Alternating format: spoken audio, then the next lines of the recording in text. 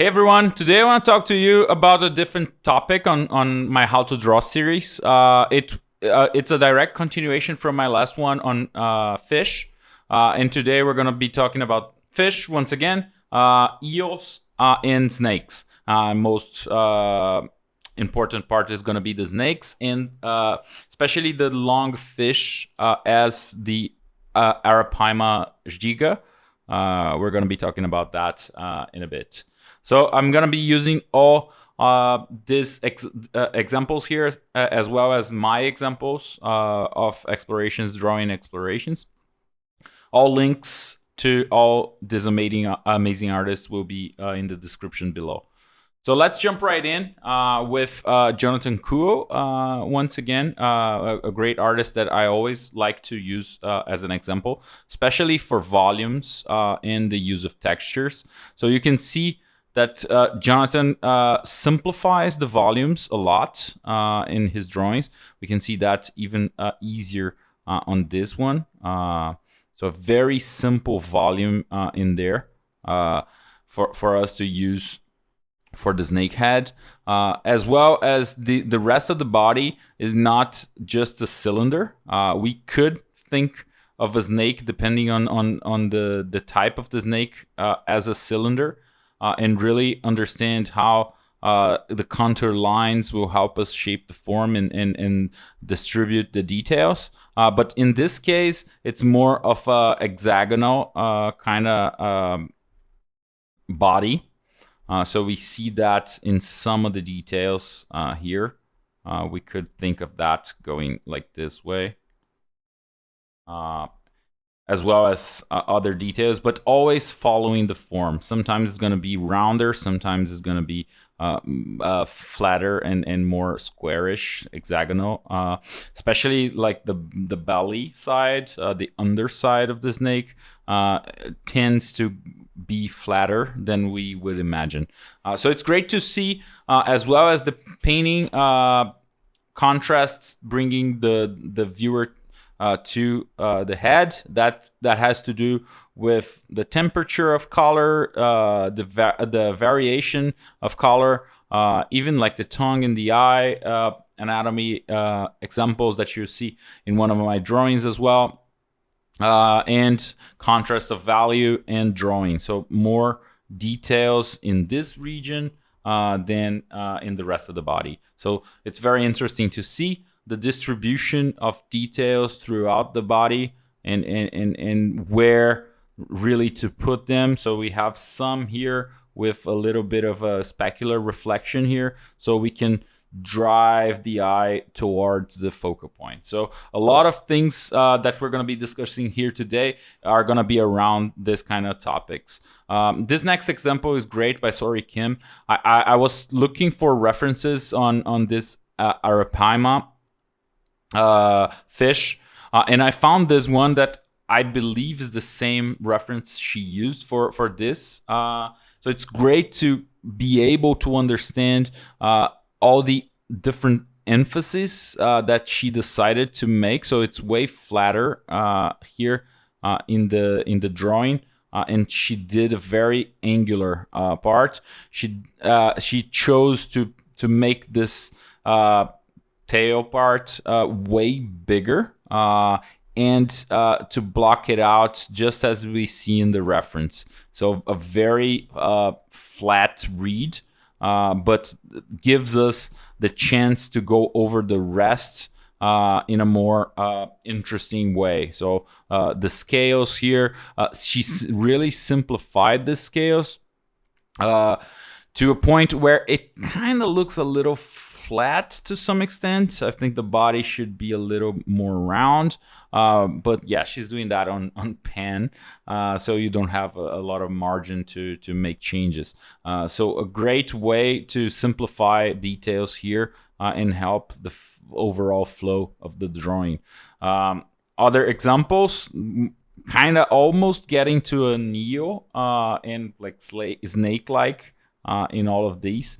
So the distribution of details and scales, simplification, cross-hatching, changing, getting smaller down the line, as well as the texture getting simpler This is a great example. This part is a great example, and I think it should have a little more of that in here as well to my taste and my way of rendering stuff. It could simplify a bit, and I think it would be also interesting. Going to the EOS, there is a great contrast in the use of like low values and masses of value, shapes of value. I think some of them could have benefited here, but I think these drawings are a little older, and she was using mostly the lines as the main focus here. But it's very interesting as well to understand how she is distributing the textures, the scales. They are getting simpler and sometimes without any scales when you get to the end of the drawing. Joe Cooper, another amazing reference. I found I was looking for some snakes on her drawings, and I found this one. It's a recent one. It's very interesting as well. The contour lines on the outside of the form, like giving this very clear silhouette. It's great. The neck part of if we could say a neck part of the snake, as we're gonna see in the stylization down the line, is a little thinner, so having a lot of difference in what we're seeing. So the top part versus the bottom part, and the difference in the details from both. It's really interesting to see how she makes that happen, as well as the texture density when you get closer to the focal point. Another like side example that we could use for this is understanding the tree trunk here. I want to do a video on trees and tree trunks down the line, but this is or actually more of a tree branch. But it's great to understand like how the details are distributed. Going into rendering, I really want to use James Gurney as the first example here. I've done reviews and guides on his book Color and Light, and this is from Color and Light. So basically, how to convey the wetness of the snake skin with the use of specular highlights, and even to guide the eye. So not much specular in this region that is more on the shadow side, but a lot of speculars here going all the way to the face, and a lot of contrast all the way up here.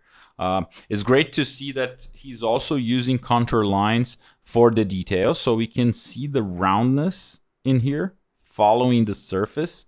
In the cylinders, if you have studied a lot of perspective, you will know that if we have a cylinder that is going from one side to the other of the observer, we'll probably have the ellipses getting having a smaller degree and getting closer to being a line. And on the other side, they're going to be bigger and getting bigger once again once they pass through the line of sight. I've discussed this on other videos as well.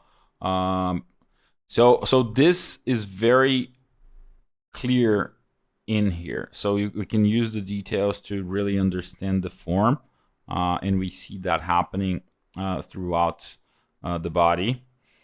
So even if you are not just drawing, you can use rendering and details to really convey the form. So here the same. So a lot of that happening all over the body of the snake. So a great example of how to use contour lines on your paintings and your drawings to convey volume.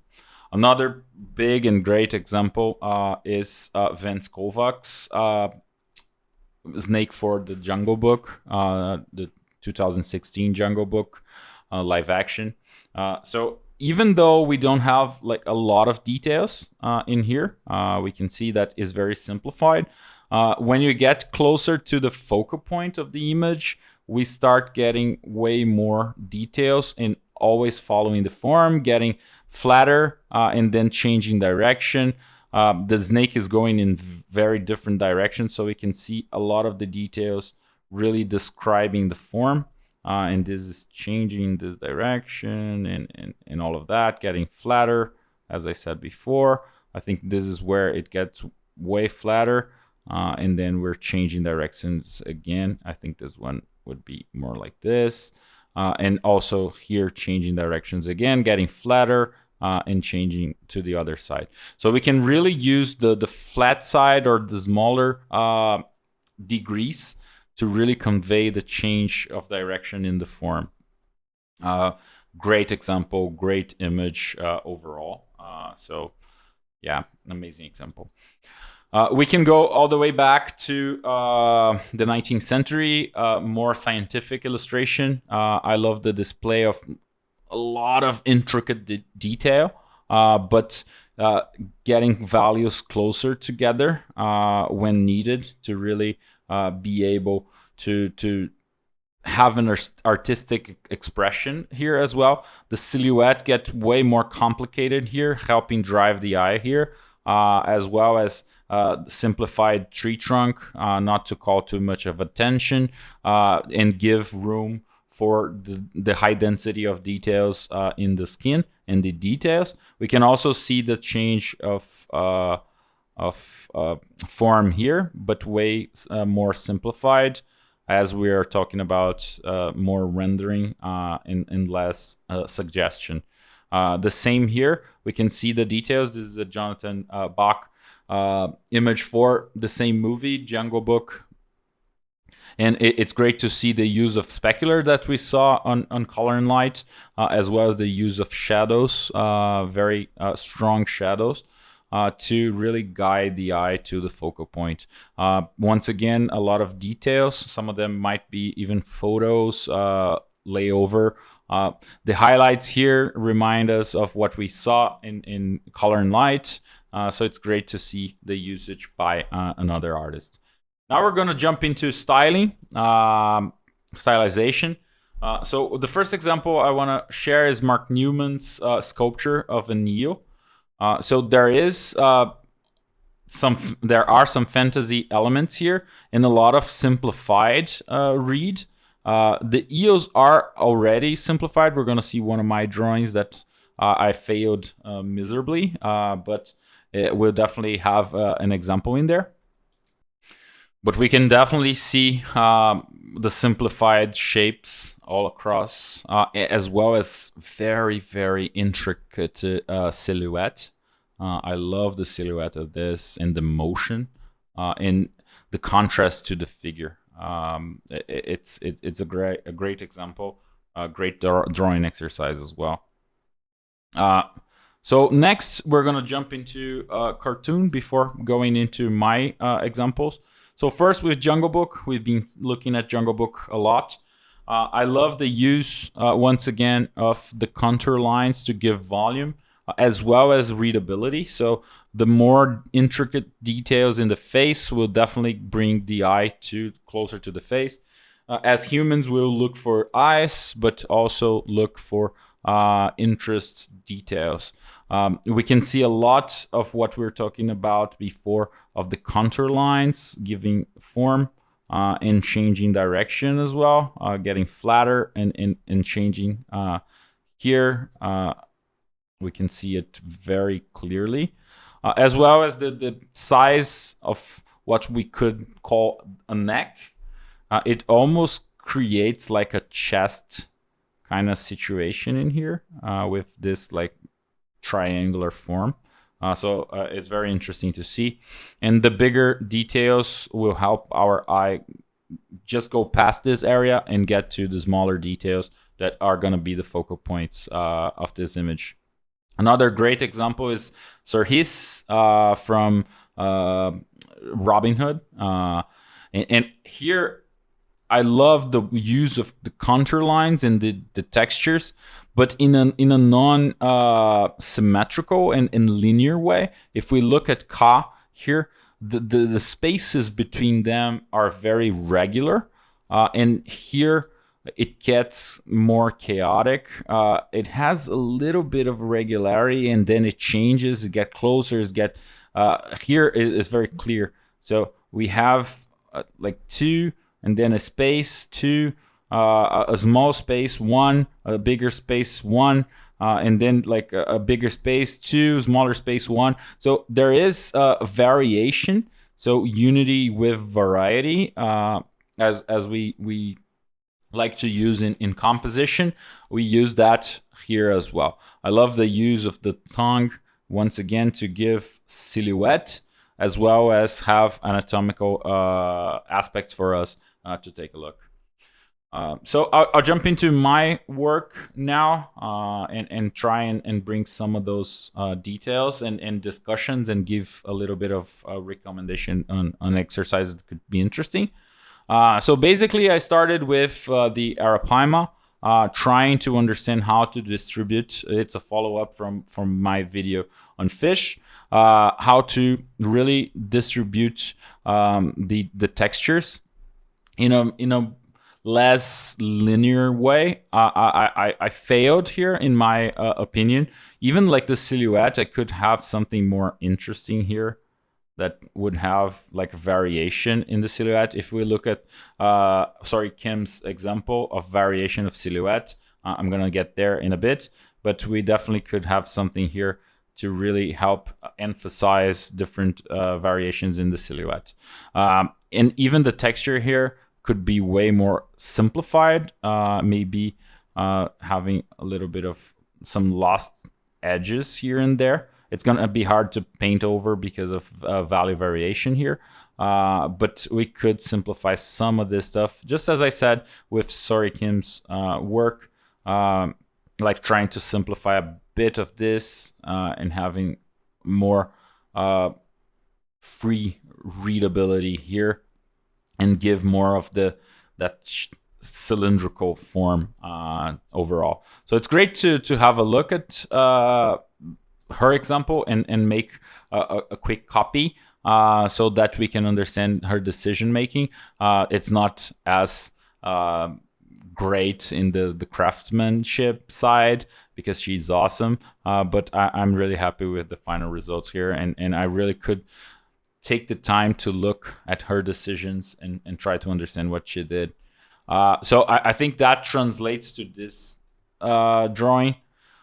More value contrast in this region here. Simpler textures and scales going all the way to the focal point.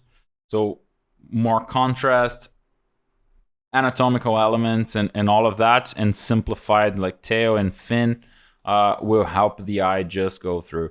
The simplified region over here helps give the sense of light as well. So I think I moved one step ahead, and even like the silhouette is way better here than it was before. Before we go into the snakes, some more examples of the same fish. It's hard to really organize this. I think I did a better job here organizing texture in these elements down here than I was in this last drawing. So I think this could be way more simplified. It's bringing too much attention to this part, and I think here I did a better job. And this was the final one I did, and I think I was successful in some parts. So I think this is interesting contrast here. But I tried a different approach to the scales, and it's really hard to organize. But I think it's going in an interesting direction. Maybe use more of this like contour line outside the form. Could have like brought more variation and attention to this region. So it could be interesting. So I don't know, or even like simplify down here so that I can have more room here. or bring a little more contrast to the eye region or other places, just as I did on this one. We can see that in there. I tried studying an eel before going into snakes. It's super hard. As I said before, organizing like the details where you don't have a lot of details. I could have used a lot more cross-hatching over here probably. So yeah, really hard to organize. And then I went into snakes, also hard, but I was trying to figure out like specular highlight and distribution of texture in the shadow areas. So interesting to see that I think I was successful in some of this change in direction. We can feel that in the texture as well as in here. But definitely the size, as I wanted to convey more details in the head, I definitely oversized the head comparing to the rest of the body. And that will happen again in the one that I find to be more successful. This one, I think it was really way more successful in conveying the volume and the changes. But I lost the unity. I think I have a lot of variety here, but I lost the unity, and the sizes are changing like too much. So I would love to see something that is way more constant. The decay from the neck to the body, if it was more constant, it would definitely get a better result down the line. So interesting exercise, a lot to learn here. And get to the final one that I did. I think it's the most successful from this bunch. I think I used, as I said before, anatomical, like the tongue and the eyes to really help guide the viewer here, as well as the value and texture density and the texture density on the body, lower values to give a little bit of an anchor point to the overall flow of the reading. But I definitely feel that we could have a bigger body and it would be better. I think I focused too much detail here and made the head too big. So if we use Photoshop here to correct a bit of that and give more of this sense of size, it's way better, and we can definitely see it getting smaller and bigger throughout the body. So I think that's basically it. I hope you enjoyed the video. If you haven't seen my video on fish, you definitely will enjoy that if you enjoyed this one. Please like and subscribe if you're not already subscribed. If you are, welcome back, and I definitely hope to see you all in other videos about different how to draw topics. So have a great one, and I'll definitely see you again.